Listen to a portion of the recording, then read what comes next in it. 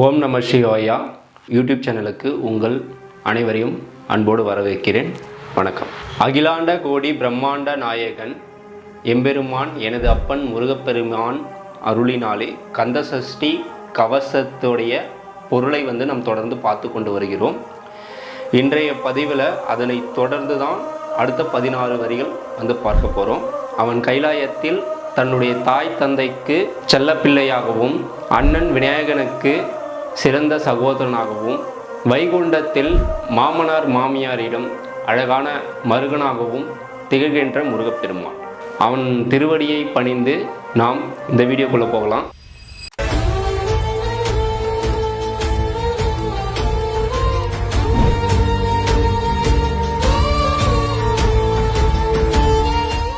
என்றனை ஆளும் ஏரகச் செல்வ மைந்தன் வேண்டும் வரமகிழ்ந்துதவும் லாலா லாலா லாலா வேஷமென்று லீலா லீலா லீலா வினோதம் என்று அப்படின்னு சொல்லிட்டு இந்த வரிகள் சொல்லக்கூடியது. அப்போது இதில் ஃபஸ்ட்டு வரிகள் என்ன சொல்லுது அப்படின்னு பார்த்தீங்கன்னா, என்றனை ஆளும் ஏரக செல்வர். என்றனை ஆளும் அப்படின்னா என்னை ஆளக்கூடிய என் அப்பன் முருகப்பெருமான் எங்கே இருக்கிறான் அப்படின்னு பார்த்தீங்கன்னா, திருவேரகம் என்று சொல்லக்கூடிய அறுபடை வீடுகளில் ஒன்றாக கருதக்கூடிய சுவாமிமலை. அங்கே சுவாமிமலையில் தகப்பனுக்கு பாடம் சொன்னவன், தகப்பனுக்கு உபதேசம் செய்தவன் என் அப்பன் முருகப்பெருமான். நம்ம ஈசனுடைய பெயர் என்னன்னு பார்த்தீங்கன்னா வைத்தியநாதன் அப்படின்னு சொல்லுவோம். வைத்தியநாதன் மகன் சுவாமிநாதன். நாதன் என்று சொன்னாலே சிவனை தான் குறிக்கும். அந்த சிவனுக்கும் ஒரு நாதனானதால் அவன் சுவாமிநாதன். சிவனுக்கும் ஒரு சுவாமி, அதனால் அவன் சுவாமிநாதன் என்று என் அப்பன் பெருமையோடு அழைக்கப்படுகிறான். அது இந்த வரிகள் அதை தான் சொல்லுது. அடுத்தது லாலா லாலா லாலா வேஷம் என்று லீலா லீலா லீலா வினோதன் என்று உன் திருவடியை உறுதி என்றென்னும் அப்படின்னா, அந்த எம்பெருமான் முருகப்பெருமான் அழகா ஒரு கொஞ்சற மாதிரி ஒரு அழகான ஒரு உருவம் எடுக்கிறான். அதுதான் குழந்தைய எப்படி நம்ம கொஞ்சறோம், அதே போல லாலா லாலா அப்படின்னு சொல்லிட்டு அழகா கொஞ்சறோம். அந்த கொஞ்சக்கூடிய அந்த முருகப்பெருமான் திடீர்னு ஒரு வேஷம் போட்டு பலவிதமான அற்புதமான திருவிளையாடல்களை செய்கிறான். அந்த வரிகள் தான் இதை சொல்லுது. அடுத்தது உன் திருவடியை உறுதி என்றென்னும் அப்படின்னா, உன்னுடைய திருவடியை தவிர வேற யாரும் எனக்கு வேணாம், நீ தான் எனக்கு எல்லாமே அப்படின்னு சொல்லிட்டு உன்னை உறுதியாக நான் நம்பிட்டு இருக்க முருகா அப்படின்றதான் இந்த வரிகள். உன் திருவடியை உறுதி என்றென்னும் என் தலை வைத்துன் இணையடி காக்க என்னுயிர் குயிராம் இறைவன் காக்க அப்படின்னா, என்றலை வைத்துன் இணையடி காக்கனா உன்னுடைய திருவடியை என்னுடைய தலை மேலே வச்சு என்னை முதல்ல காப்பாற்று, என்னை காப்பாற்று.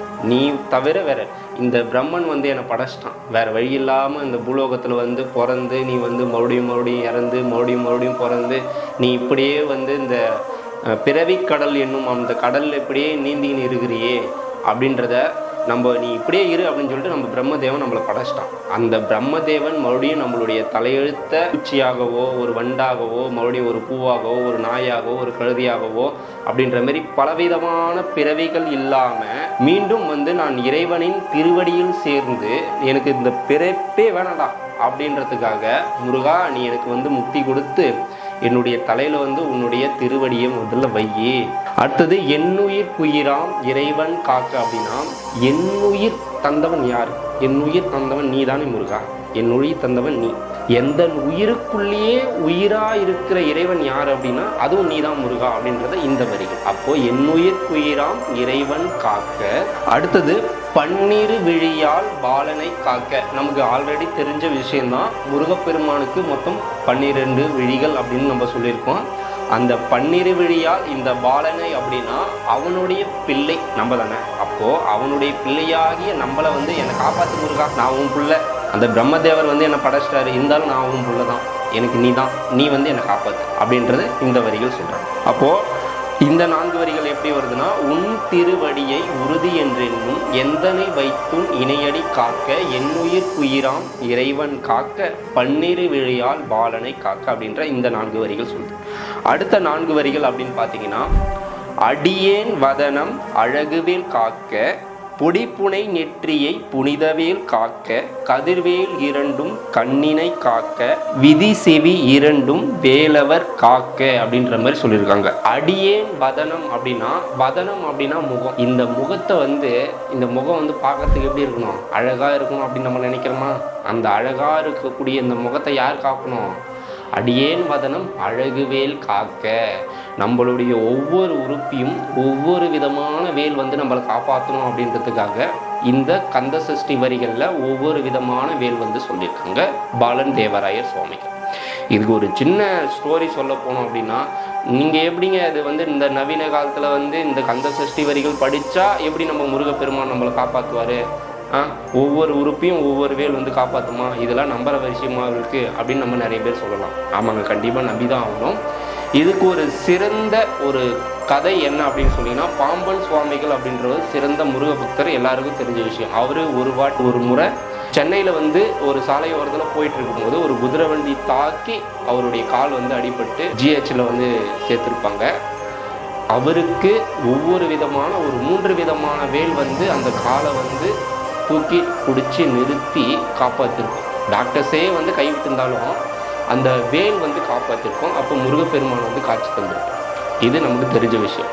இந்த ஒரு கதை வந்து நம்ம ஞாபகம் பண்ணிக்கலாம். அப்போ ஒவ்வொரு உறுப்பையும் ஒவ்வொரு வேல் வந்து காக்குது அப்படின்ற மாதிரி நம்ம சொல்றோம். ஒவ்வொரு விதமான வேல் வந்து நம்மளுடைய உடம்புல இருக்கக்கூடிய ஒவ்வொரு உறுப்பையும் காப்பாற்றும் அப்படின்றது தான் இந்த கந்த சஷ்டி வரிகள். பொடிப்புனை நெற்றியை புனிதவேல் காக்க அப்படின்ற மாதிரி சொல்லியிருக்காங்க. அப்போ பொடிப்புனை நெற்றினா இந்த நெற்றியை வந்து எந்த வேல் காக்கணும் அப்படின்னு சொல்லிட்டுனா புனிதவேல் காக்கணும். ஏன் புனிதவேல் காப்பாற்றணும் அப்படின்னா, இந்த நெற்றியில தான் நான் உன்னுடைய திருநீற்றை அணிகிறேன். நம்ம முருகப்பெருமானை நினைச்சி திருநீற்றை அணியணும். எப்படி ஒரு சில பேர் வந்து 2 விதமாக திருநீற்றை வந்து அணியலாம். எப்படி அப்படின்னா, முருகப்பெருமான் தந்தையாகிய சிவபெருமானை நினைத்து திருநீற்றை அணியலாம். எப்படி ஓம் நம சிவாய அப்படின்னு சொல்லிட்டு நம்ம திருநீற்றை அணியலாம். அப்படி இல்லை அப்படின்னா, முருகனை முழு முதற் கடவுளாக கும்பிடுவோர் எப்படி வணங்கலாம் அப்படின்னா, எப்படி திருநீற்றை அணியலாம் அப்படின்னா, ஆறுமுகம் ஆறுமுகம் ஆறுமுகம் ஆறுமுகம் ஆறுமுகம் ஆறுமுகம் ஆறுமுகம் என்று பூதி ஆகமணி யாதவர்கள் சூடுமலர் பாதம் அப்படின்ற மாதிரி இந்த திருப்புகழை வந்து சொல்லி நாம் என்ன பண்ணோம். இதுக்கு என்ன அர்த்தம் அப்படின்னு பார்த்தீங்கன்னா, நம்ம உடல்ல வந்து திருநீற்றை அணியும் போது உடல்லையும் சரி இல்லை நெற்றியிலும் சரி ஆறுமுகம் ஆறுமுகம் சொல்லி அந்த முருகப்பெருமானை நினைச்சியே இந்த நெற்றியில் வந்து திருநீரை வந்து நம்ம அணியணும் அப்படின்றது இந்த வரிகள் சொல்லுது. அப்போ கண்டிப்பாக நம்ம சிவனை நினச்சி ஒரு சிவன் கோயிலுக்கு போகிறோம் அப்படின்னா திருநீற்றை எப்படி அணியலாம், இல்லை முருகன் கோயிலுக்கு போகிறோம் அப்படின்னா திருநீற்றை எப்படி அணியணும், இப்படி அணியணும் அப்படின்ற மாதிரி இந்த வரிகள் இடம்பெற்று. அடுத்தது பார்த்தீங்கன்னா, கதிர்வேல் இரண்டும் கண்ணினை காக்க. இந்த கண் பார்க்குறதுக்கு எப்படி இருக்குது, இந்த கண்ணால் தான் எல்லாத்தையும் நம்ம பார்த்துட்ருக்கோம். அப்போ இந்த கண்ணானது ஒளியை வந்து தரக்கூடியது. அப்போ அந்த ஒளியை தரக்கூடிய கதிர் அப்படின்னா கதிரவன் அப்படின்றதுக்கு சூரியன் அப்படின்ற ஒரு பொருள் இருக்குது. இந்த கதிர் அப்படின்றதுக்கு ஒளின்னு அர்த்தம். அப்போது இந்த கண்ணால் நாம் பார்த்து கொண்டிருக்கிறோம் அப்படின்னா எனக்கு ஒளி தரக்கூடிய அந்த கதிர்வேல் வந்து எனக்கு வேணும். அந்த கதிர்வேல் தான் இந்த 2 கண்ணையும் எனக்கு வந்து காக்கணும் அப்படின்ற மாதிரி இந்த வரிகள் இடம்பெற்றிருக்கு. அடுத்தது பார்த்தீங்கன்னா, விதி செவி இரண்டும் வேலவர் காக்க அப்படின்னா, இந்த விதி அப்படின்றது யார் நம்மளை கொடுத்தது, பிரம்மதேவர் நம்ம தலையில் எழுதிட்டார். தான் நீ இப்படியே வந்து பிறந்து இப்படியே செத்துப்போ, இப்படியே வந்து கடைசி வரைக்கும் இப்படியே இருந்துட்டு எவ்வளோ கஷ்டப்படுறியோ பட்டுக்கினே இரு அப்படின்ற மாதிரி என்ன பண்ணுறாரு, நம்மளை படைச்சிட்டார். அப்படி படைச்சிட்டு அந்த பிரம்மனால் படைக்கப்பட்ட செவின்றது இந்த 2 விதமான காதுகள். இந்த 2 காதையும் யார் காப்பாற்றணும், வேலவர் காப்பாற்றணும். வேலவர்னா யாரு, வேலாயுதத்தை ஏந்திய கடவுள் முருகப்பெருமான் வந்து நம்மளை காப்பாற்றணும் அப்படின்றது இந்த வரிகள் இடம்பெற்றிருக்கு. அடுத்த 4 வரிகள் பாருங்க.